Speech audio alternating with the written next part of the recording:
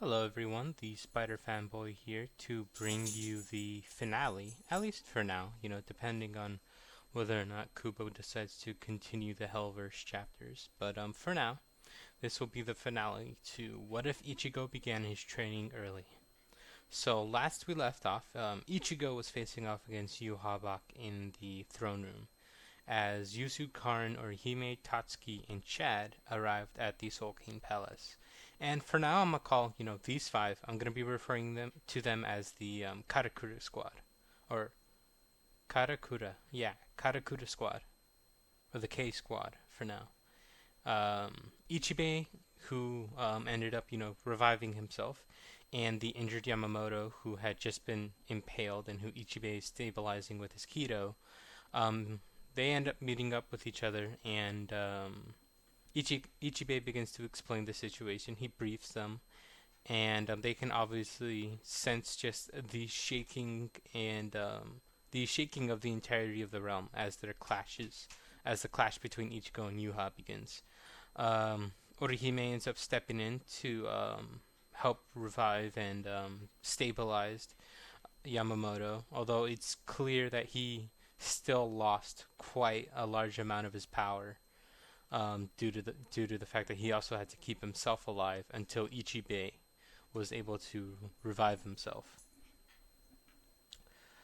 Uh, with the Soul Reapers and everyone, the captains, lieutenants, all of the visors, and the Arankars in Grimjow, Nell, and Haribel, and they all group up and recuperate in Kisuke's lab, where they end up devising their plan to create the doorway and breach the Soul King's palace. Since Kenpachi is already aware of his, Shikai and his Bankai and who Yachiru really is, he instead actually has to be kept calm by Unohana so that he doesn't kind of rampage. He's very antsy to get into a proper fight. He's kind of been speeding through them pretty easily at this point, and he wants to get the chance to really cut loose. And Grimjow is much of the same mind. He wants to head forward with the Garganta, and despite the fact that Nell and Halliwell themselves also want to do the same, they just kind of want to move everyone through the Garganta. Kisuke explains that the Royal Realm is, while they probably would have the ability to move through it with the Garganta, this is a more surefire way, and they definitely don't want to risk them and losing themselves. And I believe it's like the Dangai that the Garganta travels through, similarly to the Senkaimon. He says that they don't want to lose themselves in between the realms, so that it'd be best that they go with Kisuke's method, at least for now. They decide to stick around and see if they're going to need any help. And they can convince Grimjaw by telling him maybe they'll get into a proper fight when they end up on the other side of this doorway that this Kisuke guy has. So, Grimjow and Kenpachi are kept calm for now. And as for the battle between Ichigo and Yuha, their battle is upping in terms of the tempo. Ichigo is kind of contemplating how much he should bring out in terms of his power, especially since it's obvious Yuha himself isn't going full out just yet. Whether it's because he can't or doesn't want to, he's not entirely sure. But he knows the kind of power that he holds. He tested out his Bankai in the Muken against Yamamoto, Unohana, and even Kenpachi. He knows the kind of power that he has, and he knows he could destabilize the entirety of the realm and possibly put the Soul King at danger, especially since they're literally fighting right in front of him. So he has to be careful with how much of his power he chooses to actually use. Ichibe and Yamamoto, alongside Orihime, are setting up keto barriers around the Soul King to help protect him and to help, provide some insurance so that Ichigo doesn't have to worry. And here, Yuha actually decides to try to pull that same trick where like he takes control of the Quincy blood inside Ichigo, but he also does it inside Yuzu and Karin, who, since they're much closer to the Soul King, they have to be restrained by Chad and Tatsuki. Um, they have to step in between them to prevent them from trying to cut through the Soul King. And Orihime herself actually ends up throwing up a barrier using her Santen Kenshin, whatever the full ring. The spirits manifest. Like I said, they're more manifesting from her blade, from the hilt, and they manifest and put up a barrier. And Ichibe, and she actually has to keep Ichibe and Yamamoto from striking against the girls. So they're all five of them. They're all kind of having their own issues, and Ichigo has to refrain from acting upon the Quincy-based instinct himself. And to do so, he ends up pulling out his. He ends up going full power in his Shikai. Sorry if you can hear that. There's like a plane going by. I think that's a plane. That could be a helicopter. I don't really know. Sorry, but yeah, sorry if you can hear that. If that's like really loud. But to throw off, or at least in an attempt to throw off Yuha's, his little trick, as well as to keep him from interfering with Yuzu Karen's bodies and minds, he goes full power Shikai, which, as I explained, is his Horn of Salvation, the partial holification, and his larger Hollow Blade does turn white, and his shorter Black Blade has pulsing red and blue veins going all across it, spreading all across his body. And so he has the left horn and the hollow markings going down to the hollow hole, and across his body, mainly around where his Volstandic wing is going to pop out, which is going to be a completely black energy wing.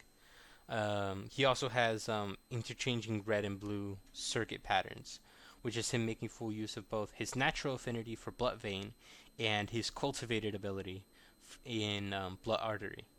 And with this, he's able to turn the tides of the battle, throw off Yuha, and he's trying to push him out of the Soul King's palace without releasing too much of his own power in doing so. He's trying to restrain and focus his power as much as he can. And since this is more of a life or death battle, his hollow instincts are pumping up even more and are like trying to threaten to like get him to release his Ryatsu, despite the danger it could put the Soul King in, which is why he has to use both of his powers in conjunction to kind of keep them cool. It's a very delicate balance that he's managing right now. Instead of fully tipping it towards one side or the other, he's trying to keep it balanced and to keep his power as focused as much as possible.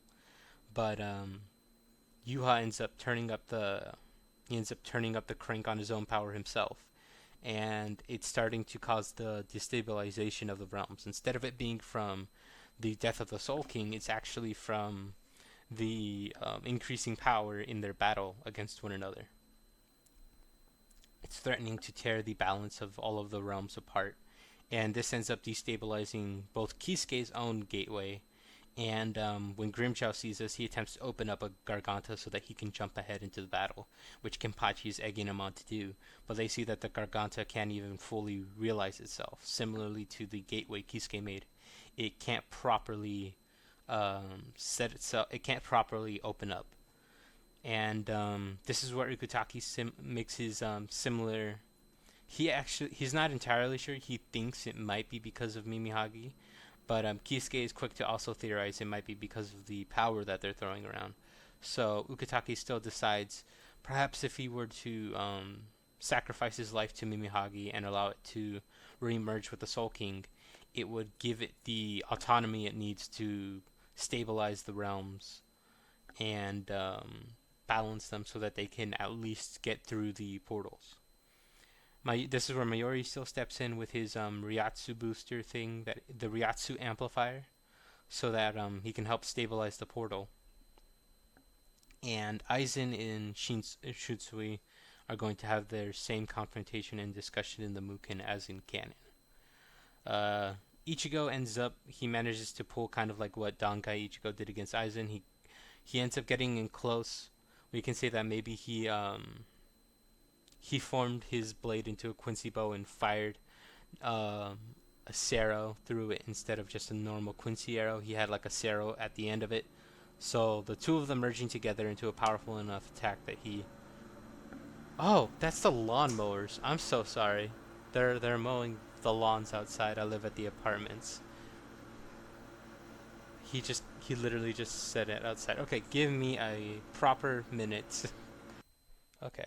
Got into a more quiet place, so let's continue. Like I just said, Mayori just arrived, Aizen and Shinsui have their discussion in the Muken, and Ichigo managed to catch Yuha off guard and ended up forcing him out of the palace. Maybe they're sparring in like the air above the palace. They're not directly in the throne room. So the Soul King is in safer condition, and thanks to having to put more focus onto the battle, Yuzu and Karin are now back in control of themselves. And they're definitely a little shaken as to the fact that Yuha was able to take control of them like that. They're definitely feeling a little bad that they weren't able to throw it off the way Ichigo could. They're comparing themselves to their older brother, and they're being comforted by, or they're being reassured. Not so much comforted; they don't really have the time for that, but they are being reassured by Chad and Tatsuki that it was something outside of their control, and that they got to stop letting themselves get into that mindset of comparing themselves to Ichigo. And Yoruichi still arrives, and she informs everyone of a plan to relocate the Soul King to try to maybe to basically get it out of the way so that it's not in danger. And she coordinates with Ichibei and Yamamoto and Orihime, so they're gonna have to, tear down the barriers that they already put up and modify them so that it can actually be moved around. And the Karakura squad go to move to support Ichigo. Orihime decides to join them after Yoruichi, reassures her that they have it handled, and Ichibei and Yamamoto are much of the same mind. That right now, despite the danger that the Soul King is in, that danger is only because of the presence of Yuha, so they have to go and take care of him. Although they are stopped by Uryu. Hashworth himself is actually going to step in, and he ends up impaling both Ichibei and Yamamoto, who they're both drained in terms of their power, and is also able to send that same arrow through Yoruichi, and this destabilizes their conjoined Kira barriers, which ends up exploding in their face. He ends up pinning both Yamamoto and Ichibei once again to one of the pillars. They're injured and taken out of the battle once more. And Pernita ends up showing up to hold off Yoruichi as Hashwoth continues to maybe he's taunting Ichibei and Yamamoto before he's going to try and step in to take out the Soul King. Uryu is facing off against his friends, and Yuha is once again increasing his power to tempt Ichigo to releasing his own. Ichigo is not like I said before. He's not going all out because you can say that he's a transcendent being. They wouldn't feel his power. It's not the fact that they wouldn't feel his power. The realm would feel his power. So normal people wouldn't be able to process his power, but his power still exists. And I know in the fight against Dangai and Ichigo, it seemed like his power wasn't leaving an effect. A casual swing of his and Aizen's swords was destroying mountains. With how much power he has here, he threatens to destabilize the entirety of the realm. His sword slashes are like the equivalent of a canon true Shikai Ichigo's Getsuga Jujishos. Just like a casual swing of his sword. Actually putting effort behind his swings to hold off Yuha and to prevent him from going back to the Soul King Palace, the power they're throwing around, it's dangerous. It can destabilize everything. He's continuing to walk on a thinner and thinner tightrope of how much power he's throwing out. And Ichigo manages to shrug this attempt at throwing him off. He manages to shrug it off. He manages to shrug off the Ryatsu, the spiritual pressure, and he continues the battle where he's starting to land more solid blows. And because of this, Yuha can sense I'm pretty sure it's supposed to be nighttime, or it's going to be nighttime soon, because later he had to pull Ashwallen on Ashwoth so he could claim his power since Ashwoth held it during the night. So here he's preparing himself to use Ashwallen on Ashwoth in specific, so that he can gain his power back, so that he can experience a bit of a power boost. So as this is happening, as the battle is ramping up and Yuha is being put onto the onto the back foot despite all of his efforts. To the contrary, the shoot staff will arrive, and they arrive to Uryu holding back the Karakura squad from interfering in the battle, and together they end up doing similarly to how Uryu knocked everyone off the Soul King's palace and cannon. Together they're able to pull off a large enough attack that is able to crumble the ground beneath them, and due to the Ryatsu being thrown around, it's going to be similarly to how when the captains arrived, after Yuha absorbed the Soul King and everything, and he like remade it into what was it, Wonderike City? He like remade it into the Quincy Nation. Um, how due to the Ryatsu in the atmosphere, they couldn't pull off their Shunpo based technique. They couldn't use their Shunpo. They couldn't move through the. They couldn't move at high speeds. So similarly, due to the destabilization of the very reishi in the air around them, it's going to be difficult for them to like pull off that platform technique where they just kind of stand on air. So they had to catch themselves on Orihime's barrier. And I'm not going to have that thing with Khan where he just pops up and knocks Ichigo out. No one's going to be knocked out. Well, the girls are still a little bit out of it, especially since they just had to face off against Uryu. They were kind of yelling at him throughout the battle. And while Tatsuki was definitely of the same mind, and Orihime herself actually considered using some very harsh language words, and Chad was just being very quiet, but also very quietly menacing. He was just standing there menacingly. Um, they do have to take this moment to collect themselves and decide on whether or not they want to step in to help protect the Soul King, especially since this shoot Stoffel is here, or if they want to just move out to try to help Ichigo take down Yuha as quickly as possible, since he's the main primary threat. So as they're debating this, um, Yuha actually pauses in the middle of the battle. Ichigo takes this opportunity to attempt to cleave straight through him, but Yuha was able to use Ashwalin on Hashwoth. And as this was all going down, Hashwoth had actually managed to claim Mimihagi. He managed to tear it off of the Soul King, and he had claimed it to go and take it to Yuha. He had claimed it so that he could also kill the Soul King and then take the power to Yuha. But before he could get his hands on killing the Soul King, Yuha ended up using Ashwalin on him, and he inadvertently also absorbs Mimihagi into himself. So while he's not quite as powerful, he is going to do that thing where he explodes into darkness. So when Ichigo actually cleaves through him, he actually sends those swarm of little black monsters that were like the representation of his dreams or whatever. He sends that swarm of black creatures everywhere, and they kind of swarm him for a moment. He's gonna break out of it, obviously, but that's definitely gonna mess with him for a minute.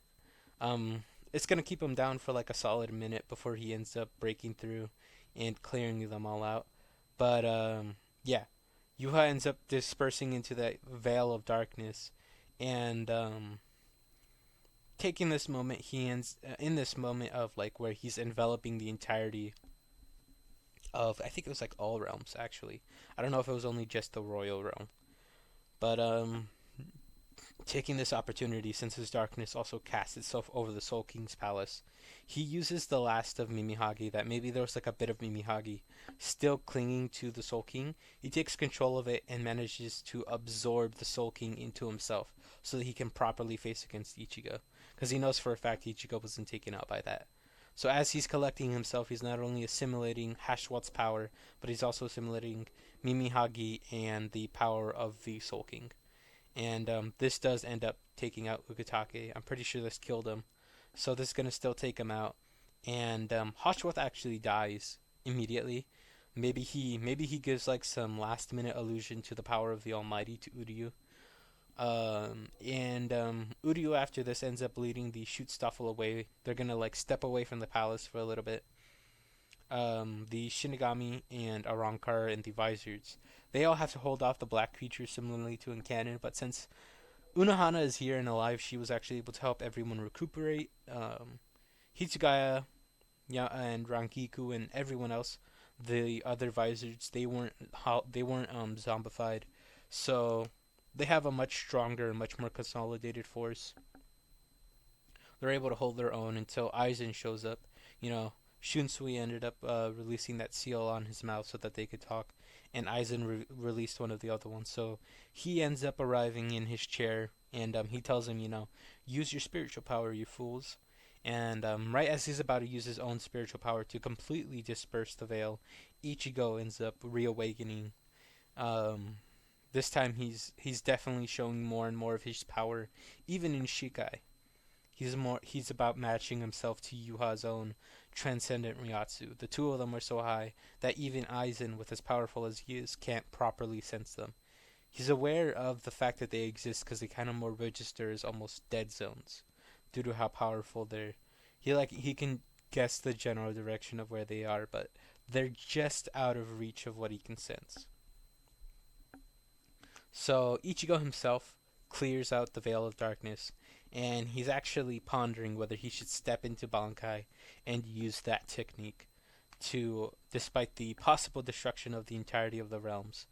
He questions, like, with how powerful Yuha is getting from what he can sense right now.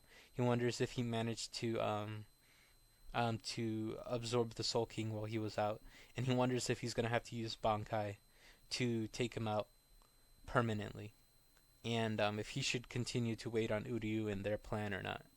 Basby arrives, and I'm pretty sure I already said that Nanana was dead in the last part. And either way, he still reveals himself to want to betray Yuha, especially since more of the Stern Raiders are actually already dead by this point. So he tells the Shinigami, he'll help him out, but he wants in on killing Yuha. And the doorway reconstruction ends up going underway, and the Arrancar decide to go through with their plan of stepping through the Garganta. So they head up and they end up meeting with Chad and the Karakura squad, who managed to protect themselves behind Orihime's barriers from the Black Swarm. And they trade some stories. They tell people, like, how it was going on each side, what's been happening, as they move through that Garganta with Yoruichi, with that weird box that they had in the Valley of Screams, so that they can confront Uryu in the shoot Staffel.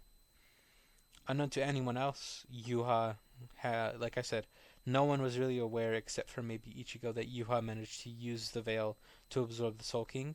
Although Ichibe and Yamamoto, who are damn near on death's door but are managing to keep themselves alive through some. Maybe Ichibe was able to use the Veil of Darkness to power up his that weird ability he has where he can control anything black to once again revive himself, and is once again has to stabilize Yamamoto to keep them from dying. But they notice with dread, they're thinking to themselves that he's managed to finally claim the power of the Soul King. The shoot stuff will still, they talk amongst themselves how they can't go near Yuha, as he has finally managed to, claim his place at the top of all creation.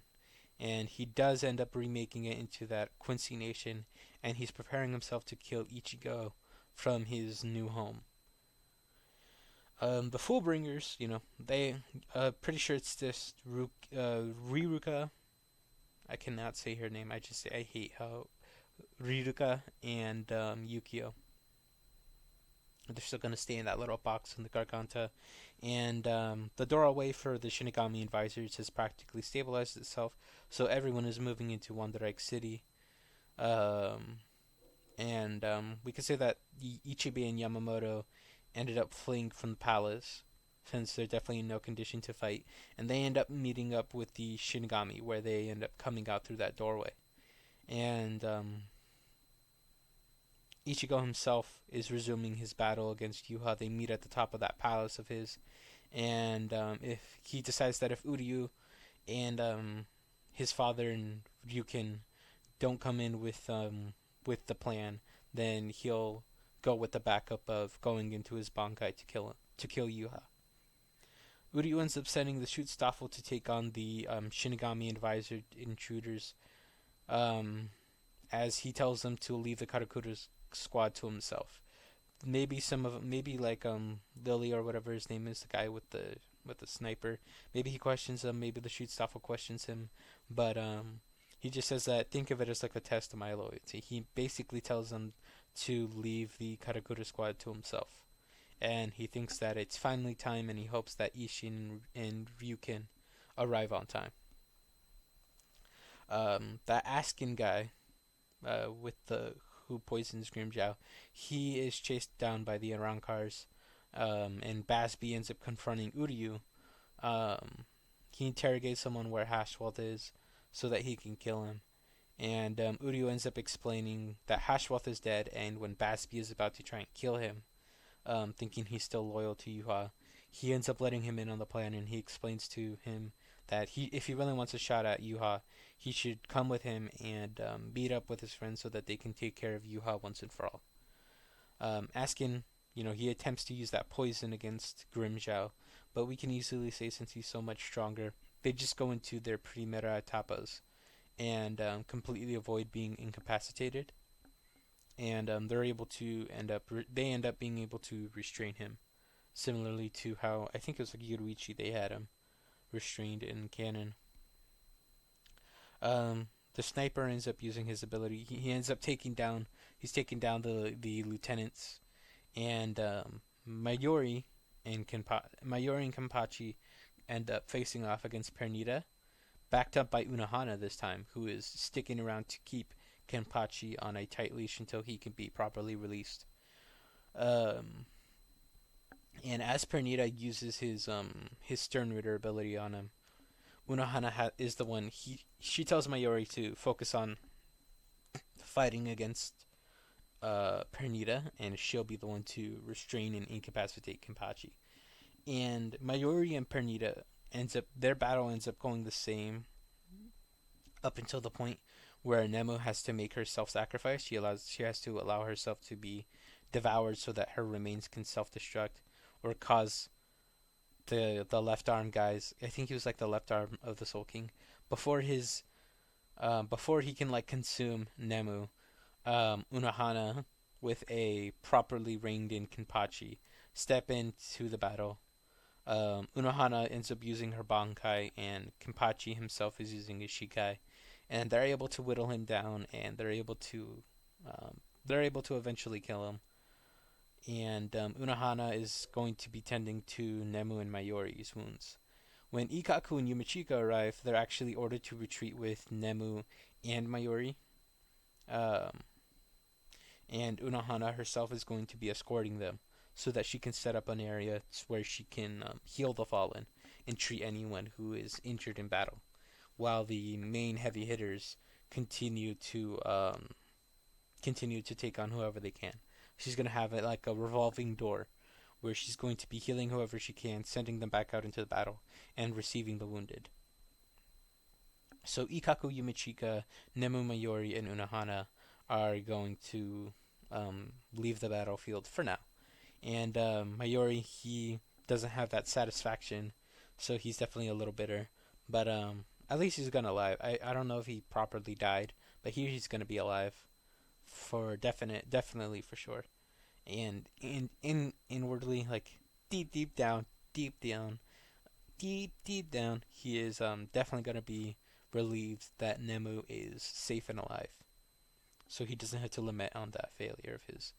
The battle between Shunsui and that sniper guy is going to begin, but here Rangiku and Hitsugaya, who weren't zombified and managed to recover from their battle wounds, are going to be backup, and they intervene around the time where Shunsui is going to be impaled, where after he uses that the final act of his Bankai, and where he thinks he's won the battle and he ends up resting on his back before he ends up getting shot through the stomach. This is where Rangiku and Hitsugaya are going to step in, and either they're going to prevent that from happening or they're gonna rescue Shunsui before he's properly stabbed through his stomach. And they're going to engage with both of their Bankais. Like I said, Rangiku's Bankai is similar to Byakuya's in that it's just more of Heineko, more of that dust storm that she can control.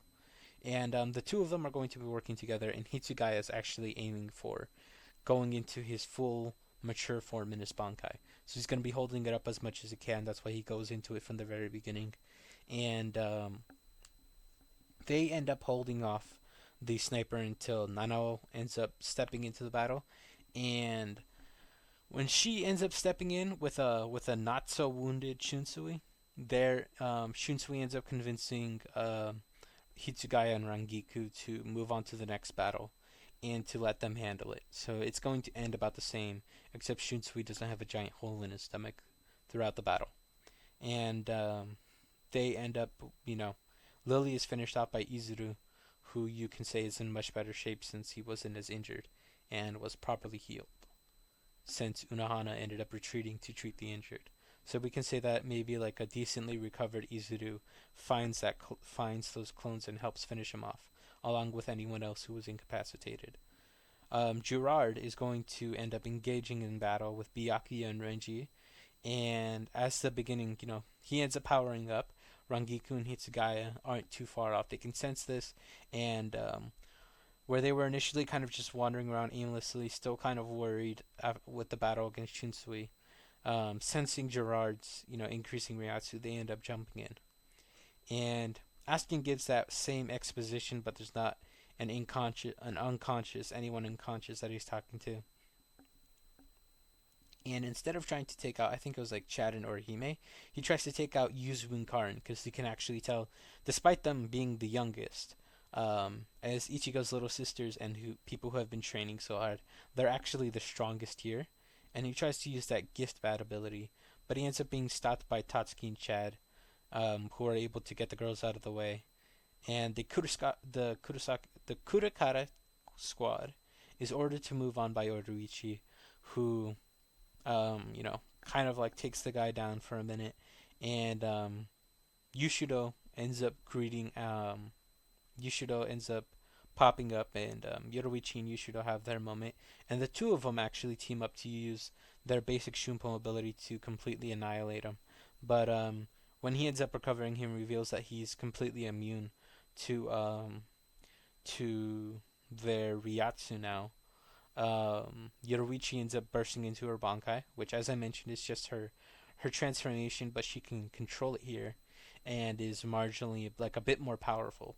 And Nell and Holly themselves arrive in their Segunda Etapas, and they end up completely they end up like completely bum rushing him, even when he has to, you know, he has to step into his Volstandig to stand a better chance. But they're gonna bum rush him, especially after he ends up impaling Yushiro. That's gonna piss Yoruichi something off fierce. So the three of them are gonna definitely take him down. But moving on, we have the Karakura Vizards.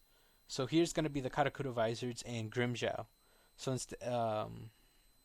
Grimjow is also going to be there fighting off against Gerard. I'm pretty sure it was like Hagi, Hiyori, Love, and someone else, Lisa. So them and Grimjow end up meeting up with each other as they face off against Gerard. And here instead they're going into full holification and making full use of their Zombok toes and their other abilities. And Grimjow himself goes into his Segunda Etapa to face off against this absolutely monstrous creature, who Grimjow himself remarks that it's like fighting Yami, but even stronger. And Grimjow himself is leading the charge as Hitsugaya arrives in his own Bankai, and he can already feel it. He's getting closer and closer to his mature state. So he arrives. He's been holding up his Bankai this entire time, and he can feel it. He's definitely on the verge of reaching that mature form. So he jumps into the battle to assist as well. And Uryu and Basby end up coming into their confrontation with the Karakura squad.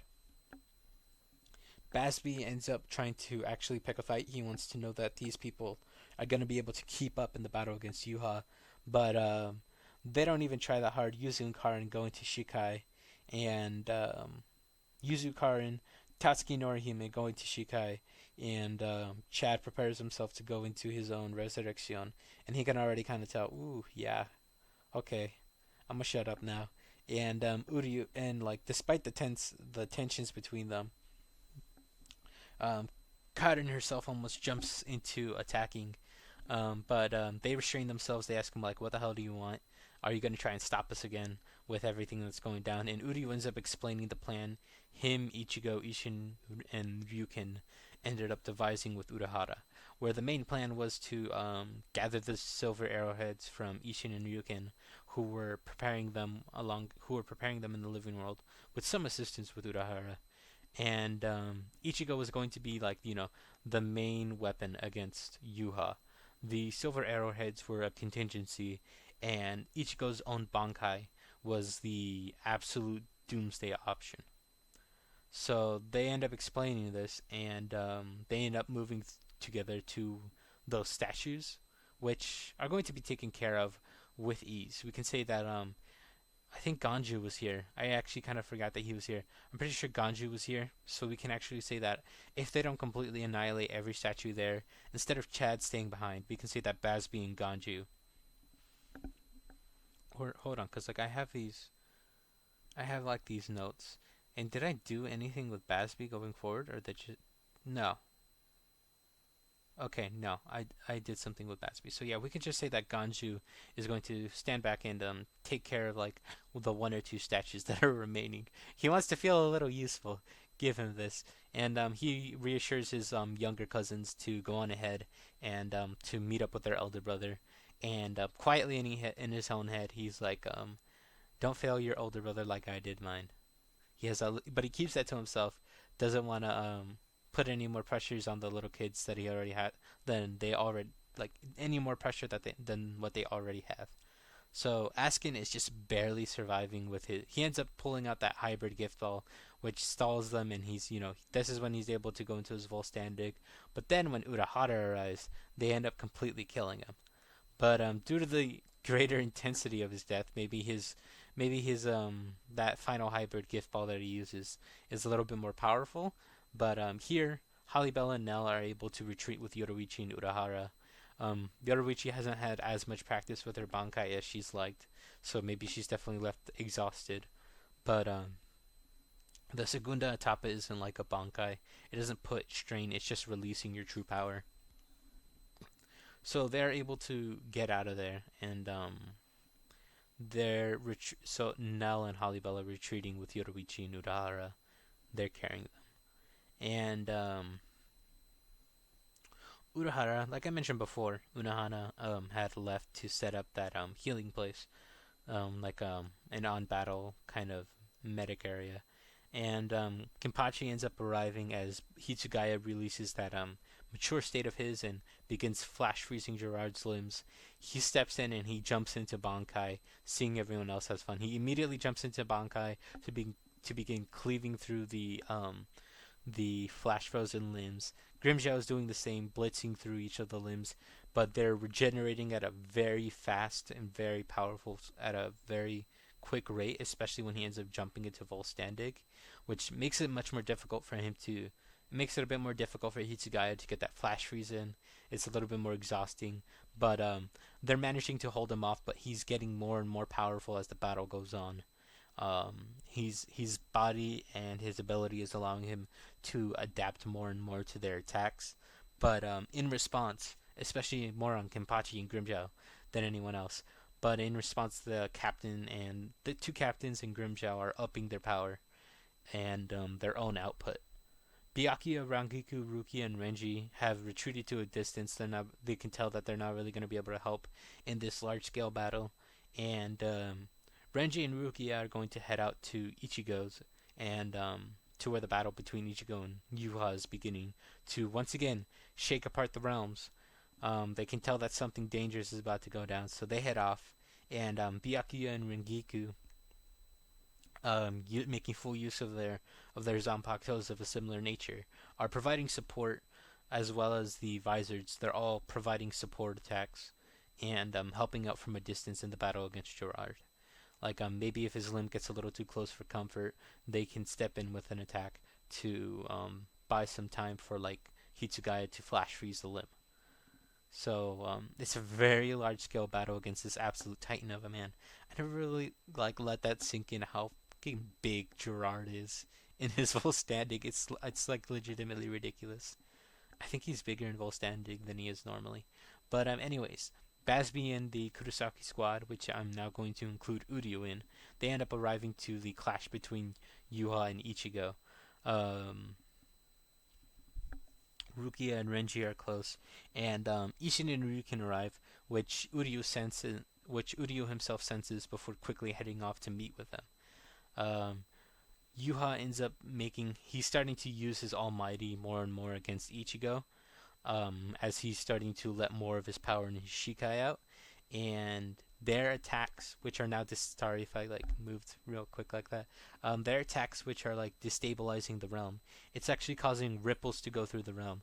So like parts of the city are like transitioning back into the former royal realm of the Soul King, and even like parts of the very palace that they're in, it's like shifting the architecture. And because of this, the conflicting states of the buildings are like in some areas of the city, buildings that are like half of the Quincy Nation and half of the former royal realm. Jesus, sorry. They're like collapsing in on each other since they don't have the proper support. They're not built properly anymore, and it's causing destruction all around. Buildings and stuff are collapsing. Portions of the palace are falling, practically falling off, as like other supporting parts of it are disappearing and being replaced. And Yuha has been using the Almighty to avoid, death dealing blows, like cuts that'll cleave him into. He's barely managing it, and like he's constantly trying to break through his Zanpakuto. He's constantly trying to break it, but either the Hollow Blade itself, since it's the manifestation of his hollow powers, it's constantly reforming itself with a trait similar to high speed regeneration. Whereas the Quincy Blade, despite the fact that it should be easier, if anything, it's more difficult due to the constant pulsing of Ichigo's Ryatsu through it, strengthening it offensively and defensively with blood vein and blood artery in conjunction with one another, which to him doesn't make sense. Those are two opposite abilities that should not be able to be used in conjunction. And he himself is actually employing the usage of such a technique, using both of them at the same time. It's something he now picked up from Ichigo in the battle, which Ichigo kind of pisses him off. He was the first one to do that. What the hell? What kind of king needs to copy his subjects? But he kind of, they're getting into a bit of a banter.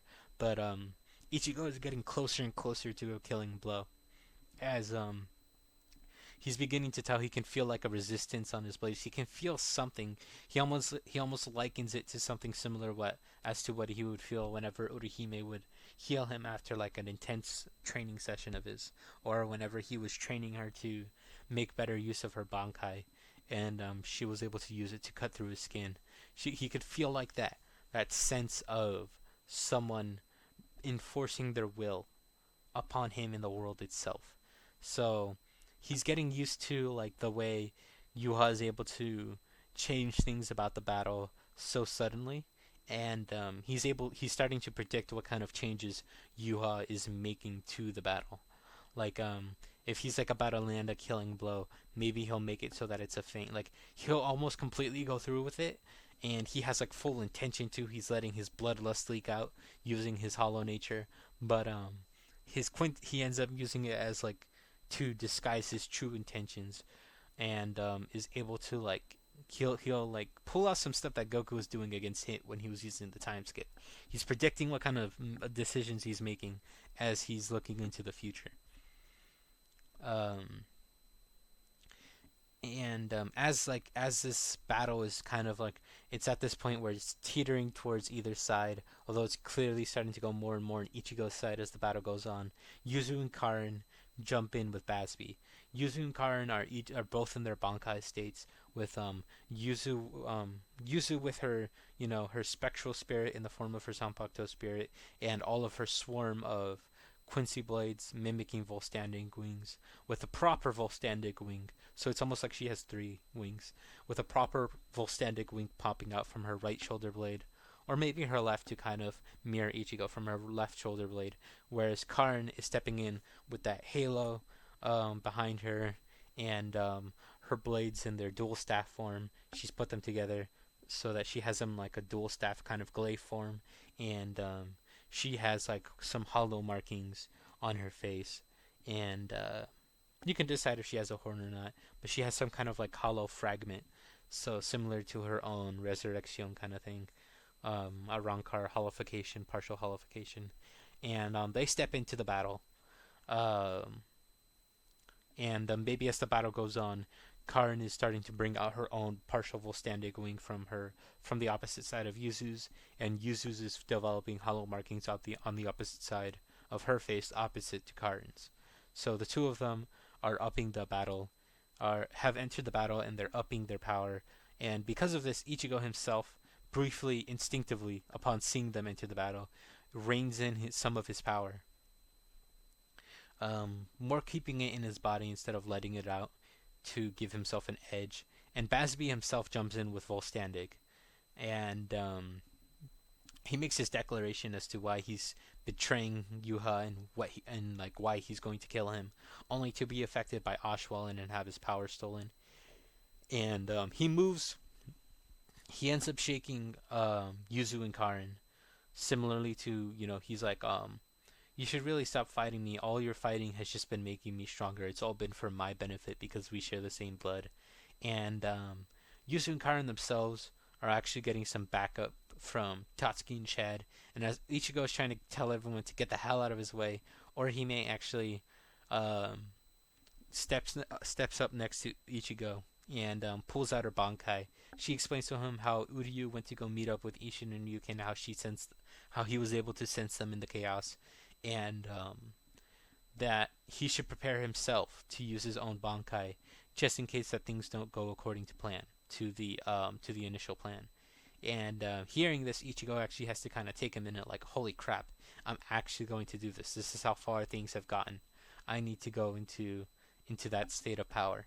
So he's going to prepare himself. He's like steadying his resolve as everyone is holding off Yuha.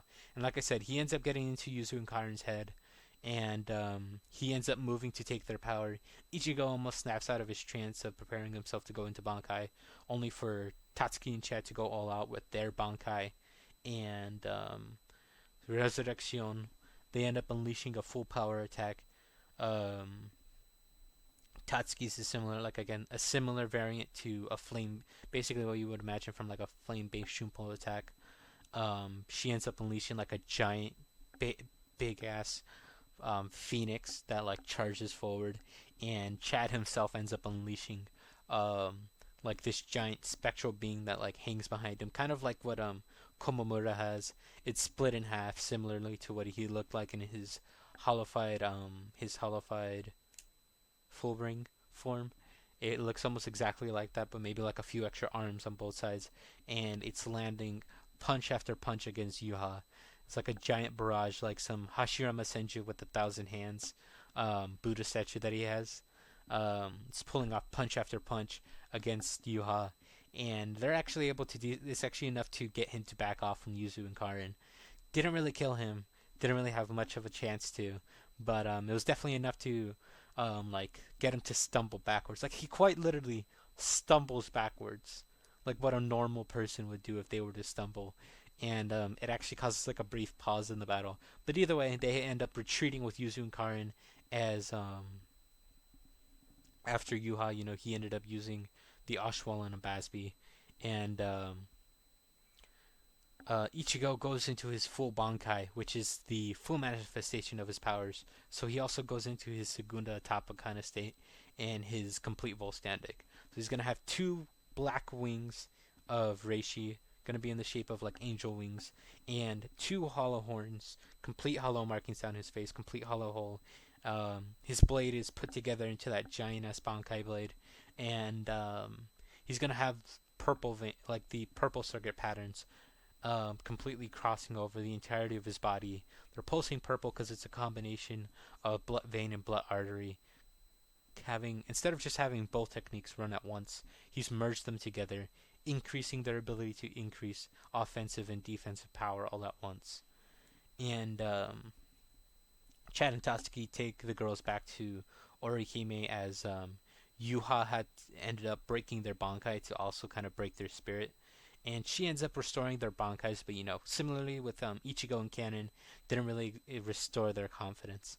Although they do have some hope in seeing Ichigo go all out, it also kind of um, upsets them that they're not able to stand by his side. Just not quite yet. They're not quite that powerful. They're not quite that built different. They're definitely built different from the norm, but they're not built different enough. Not the way Ichigo has been. And Yuha also prepares once more another Ashwaulan to receive all of Gerard's power, which is even more than in canon since he's been taking constant damage from Hitsugaya Kenpachi, who can properly make use of his Bankai, and a Segunda Tapa Grimjow, who all three of which end up collapsing after the long fought battle against Gerard. Maybe it was a few minutes, but as we all know, a few minutes in anime battles is basically hours in like half 100 episodes, like 50 episodes. So they fall out of their transformations, and they end up passing out on the battlefield. They're retrieved by Byakuya and Rangiku and the rest of the Vizards, and Hachi ends up putting up some like little keto platforms to put them on so that they can move towards Unohana, where they were informed she would be healing everyone. Rukia and Renji end up arriving, and they watch from the sidelines alongside Chad, Tatsuki, Yuzu, and Karin as Ichigo and Orihime face off against Yuha. Orihime making the full power and secret techniques of her Bankai so that she can reject any damage from herself back onto Yuha Bak, similarly to how Uryu uses the antithesis, I believe it's called, or how Hashwath would use his balance Stern Ritter. She's reflecting all the damage. She's rejecting it either completely outright, completely rejecting it from existence, any damage that she or Ichigo would take, and is instead, or she's not really focusing on Ichigo, more herself, since she knows Ichigo can take the attacks, and more from herself or any attacks Yuha tries to land on the peanut gallery from the sidelines, and she's also using it to ensure that Ichigo's own attacks are landing, as well as some of her own occasional strikes, which will actually cause him to bleed, despite his usage of blood vein and blood artery in conjunction with one another. And she's also using it to interfere with his use of the Almighty whenever he tries to um, he tries to move into the future to break his Bankai. It's much more difficult because he's still running his Iron Skin, his self regeneration, and his blood vein and blood artery merged together through his Bankai blade. So it's damn near unbreakable. And even then, if he even manages to get a crack in, she's rejecting it almost immediately. She's constantly keeping herself aware of the battlefield, and is just barely managing to keep herself relevant in this battle. And Ichigo himself is unleashing just pure black waves of power that are devastating to Yuha whenever they land. And they're almost always landing thanks to Orihime lending her support. And these are basically like the equivalent of like a nameless Mugetsu. Like similarly to what Ichigo was doing when he first faced off against Renji, he just released a basic Getsuga Tencho without knowing its name, so it wasn't as powerful. He's releasing like nameless Mugetsu, like completely like he's firing them off constantly. They're either in the form of like similarly to a Sero or through an arrow that is like manifesting just in midair and being shot towards Yuha from a variety of angles, or he's launching them directly from his blade. And they're all devastating in terms of power, and they're not really robbing Ichigo of his own power. His own power is practically near limitless at this point. But they're not going to rob him of all of his powers the way they did in canon. But it's more so that it's a difficult balance to actually maintain without having the attack completely blow up and destroy the entirety of this realm. So he's keeping them contained, and he's making sure that every single one of them lands, that none of them are missing, and if they do somehow manage to miss, thanks to Yuha using the Almighty and Orihime not being able to keep up, she's instead rejecting the attacks from reality so that they don't impact with anything and destroy the entire royal realm. Yuha ends up cleaving through that same kind of portal. He ends up making that portal. Here he actually creates it similarly to how the Arrancar make their Gargantas. He ends up cleaving through the realms so that he can flee from Ichigo. And Ichigo himself, before he steps through the portal, he has to take a moment to look back and make sure that everyone's okay before he quickly follows. And he tells Orihime to check up on Yuzu and Karin since he doesn't really have, as much as it's kind of cruel for him to admit, he legitimately just does not have the time. He has to make sure he takes down Yuha and that he doesn't cause any more destabilization. So he's following him and tracking him down. And Uryu himself arrives with two silver arrowheads this time, since everyone was let on the plan. Um, Ryuken prepared by getting not only the silver from Katagiri, Uryu's mother, but he also got it from Masaki's own heart as well. So he has two silver arrowheads. Um, he gives one to Uryu for Uryu to use, and the second is as a backup in case it doesn't initially go as planned. And he ends up actually giving it to Yuzu and Karin, and he tells him to use it wisely when the time comes. And they all move through the portal with Renji and Rukia. It's Uryu, Yuzu, and Karin who move through the portal.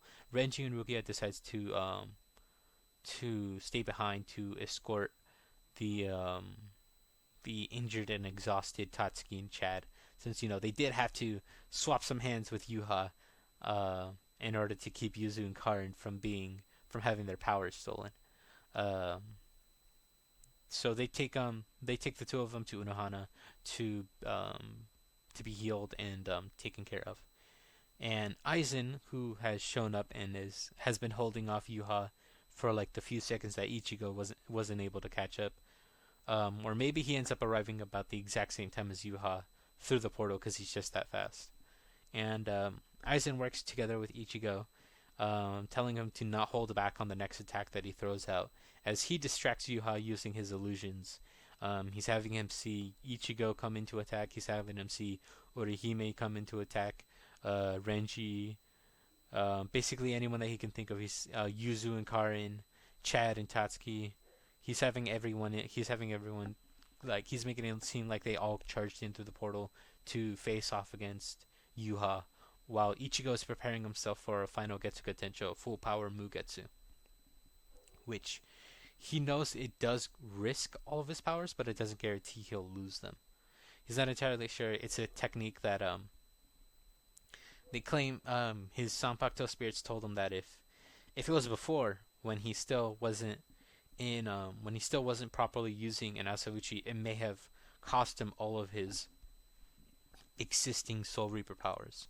Maybe it wouldn't have been as bad since he was more in balance with all the sources of his powers, but it definitely would have been a risk. And if he had used it like with his Mugetsu Fullbring that he ended up reaching, it definitely would have left him severely weakened after the fact. Like he would have needed quite some time to recover back to his full strength. But here they have no idea how it'll actually work. It's a gamble for everyone. So he's preparing himself to unleash a full power Mugetsu, and with how powerful he is, he's transcendent not only to Aizen, but even to this version of Yuha, who is much more stronger, since he's absorbed a much more stronger Gerard. Either way, Yuzu, Karin, Uryu, and Orihime end up arriving truly, and they're able to properly throw off Yuha, since despite the nature of Almighty, he's still seeing the illusions Aizen is putting up in the real world. So you can't tell if he's actually killing them in these futures he's choosing. And Aizen is able to just in the brief second, like between that usage of Almighty and him making that illusion that illusion he's seeing in the future reality, um, or that true event that he's making into a reality. Aizen is able to make it an illusion, or Hime is able to counter it using her Bankai. And here Yuzu and Karin fire their first silver arrowhead, which Yuha manages to avoid. Although this is when Uryu comes in from out of nowhere in his Volstandig and unleashes a powerful enough attack that it's able to stun Yuha. It's able to like cleave through him, but he ends up instantly repairing himself, and he taunts the three of his children that he's managed to survive all their pathetic attempts. Although this is when he realizes something.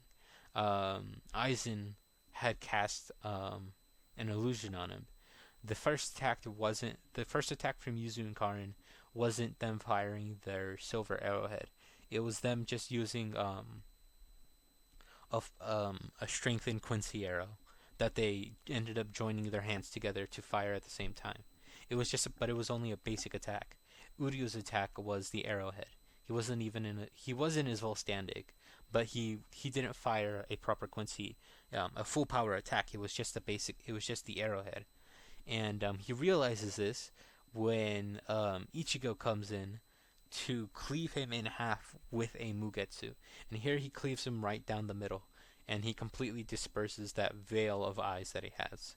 And as he's gazing into Ichigo, what he sees is going to be the that dream that Hashwoth was having, the dream of a fallen angel risen again as a god of death, with the full white horns, the black wings, and this time, thanks to the influence of Mugetsu, black sclera and red eyes, with black hair, and even a halo of black energy flowing around him, with the bandages wrapped around his mouth, and veins of purple coursing through his body.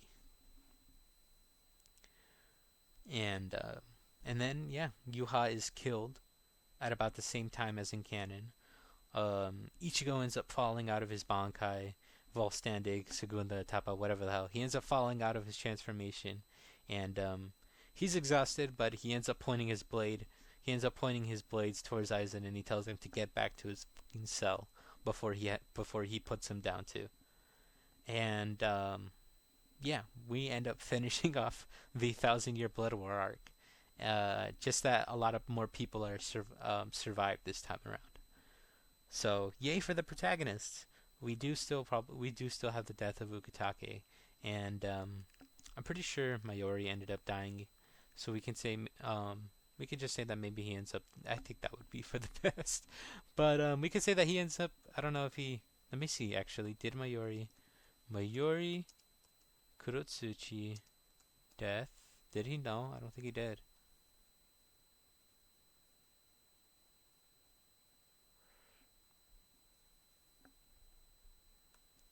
Is Mayori still a captain? Yeah, he is. Yeah, I think he's still alive. Okay. So he's still alive. He's still going to be around.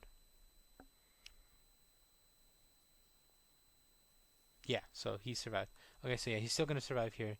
Um, and he has to do something unexpected. As since Nemu is alive, I'm actually going to have her get together with Uri over the course of the 10-year time skip. I'm going to jump into that 10-year time skip, by the way. The 10 years later. So 10 years later, Nemu and Uryu are going to be dating. It's a bit of a tentative relationship. Uryu is kind of helping her, act like a human being. Um, ever since her near-death experience, Mayori has been giving her more and more freedom to act as her own individual, especially since they've been settling into times of peace. And in the living world, they both actually work under Ryukin at his hospital that he has in Karakura Town. Yeah, like I said, more people live. Ukitake was still an unfortunate casualty. I'm pretty sure he died because of Mimihagi being separated from him when Hashwoth cleaved it from the Soul King, and then um, when Yuha claimed Mimihagi for himself. Yamamoto actually has officially retired as the head captain and has actually retired as a Soul Reaper altogether after his injuries and his loss of his limbs in his battle against after these past few battles. He's actually retired to the Rakongai. He has some prosthetics now, and he's retired to the Rakongai, where he helps out as a kind old man. So he's gonna be like old man Yamamoto, completely retired, and helping the average citizen.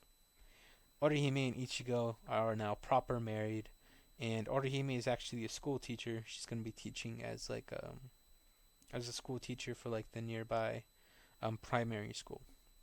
And Ichigo is working at the Kurosaki Clinic part time with Yuzu um, under Ishin. Tatsuki has opened up a martial arts dojo with Karin as her apprentice instructor, and the two of them are actually professional championship winners of various martial arts tournaments across all of Japan for the past 10 years. and they've also been assisting in an international project set up by the rest of the Fullbringers, specifically Ririka Yukio, and more headed by Chad and Jackie, who have in these 10 years become international MMA fighters. Chad more so in boxing, and Jackie herself in kickboxing, and models and international models. They've been using their own resources and their own connections alongside Yukio, who has not only reclaimed his family fortune, but set up his own tech company with the help of Urahara. And they've been using their connections and their money to set up orphanages, yeah, orphanages, charities, and education programs for spiritually aware children. They help with most children in general, orphans, just people who are generally affected with misfortune and who need assistance. But they're also specifically looking for other spiritually aware children and potential Fullbringers or lost Quincy's who were not taken in by the by by Yuha and his forces, who were like in a similar situation to Uryu's family. Uh, yeah, they've been setting this up all across the globe to take in all these children. Ruki and Renji, they're just about the same. They still marry and they have their daughter Ichika, and Kazui and Ichika still have their meeting, but with a much more powerful attack than just cutting him in half. Ichigo was able to completely erase Yuha in his entirety, so I very much doubt there's any lingering power of his for Kazui to disperse. But you could definitely promise young Kazui's even more powerful than he is in canon. I'm gonna wait for Kubo to explore more of the Hellverse chapters. I'm pretty sure he's only posted like one. He's only published one or two chapters. So for now, until he finishes this new arc of his, this is going to be the end of our very first series of What If Ichigo Began His Training Early. This is the series finale, for now at least. And thank you for all following along. I know I took these last, I believe it's like 2 or 3 days now. These last 2 or 3 days I didn't update yesterday because Martin Luther King Day. I wanted to take a day to myself, and I also was posting on my Wattpad profile, where I post fan fiction. I post on Wattpad, same name, Spider Fanboy, and I have two stories: a Dragon Ball story, where it's a Broly self-insert, so like random OC is a random original character is reborn as Broly. It's basically what I would do if I was in the world of Dragon Ball Super as Dragon Ball Super Broly. And the second one I have is it's a story that I ended up making after I initially thought of doing it as like a what if, but I ended up combining two what ifs into like a one story. And it's a story where it's called Protecting My Family Till the End, and the Dragon Ball one is called Reborn in Rage. That's my Dragon Ball Super story, and my fairy tale story is Protecting You, or Protecting My Family Till the End, and end is capital E, capital N, capital D, with a period in between. Because Natsu, Ethereus Natsu Dragon, and it's a story where basically um, Zareth makes Natsu a Fire Devil Slayer using a Lacrima before taking him to Igneel. And after this, Igneel decides to, since his Fire Devil slaying magic will strengthen and possibly reawaken his demon seed that he has within the demon seed. He ends up making him a third generation Dragon Slayer so that he can strengthen his Dragon seed and so that he won't completely turn into a demon again. And it's basically a stronger Natsu. He's gonna be a third generation Dragon Slayer and also a Fire Devil Slayer. He's gonna have access to more magic. And I posted the first two chapters to the Fairy Tale one, and I have like 6 chapters to the Dragon Ball one. I'm actually going to be writing some chapters over the course of this week, and I'm going to be posting on weekends. And I think that's what I'm gonna be doing. I'm gonna be like focusing. I'm gonna be posting videos here throughout the week, and I'm also gonna be writing some chapters throughout the week, and posting those chapters on the weekends. So yeah, this is the end for this series though. Sorry, went on that little rant to self-advertise, but I'm still used to this. So I'm still kind of like just going with the flow, like how my thoughts are coming out, letting them. Don't know if you noticed. Been looking off to the side because I actually made like some notes to properly help myself with finishing up this series, and maybe that'll be something I would do more often going forward. But we'll see. But yeah, end of this series. If you like, leave that like, comment, subscribe. If you want to see more, hit that notification bell. Leave your criticisms down below. Let me know what you had problems with, if there were any inconsistencies, or if I forgot anything. But if you're gonna be a dick, don't even bother. Don't even bother. I'm looking for criticism, not for mean-spirited comments. And yeah, see you all in the next video. I'm gonna be posting the next Dragon Ball part for What If Grandpa Gohan Didn't Die. So look out for that, like in the over the course of like the next hour and a half, maybe 2 hours. And I will see all of you in the next one. Bye bye.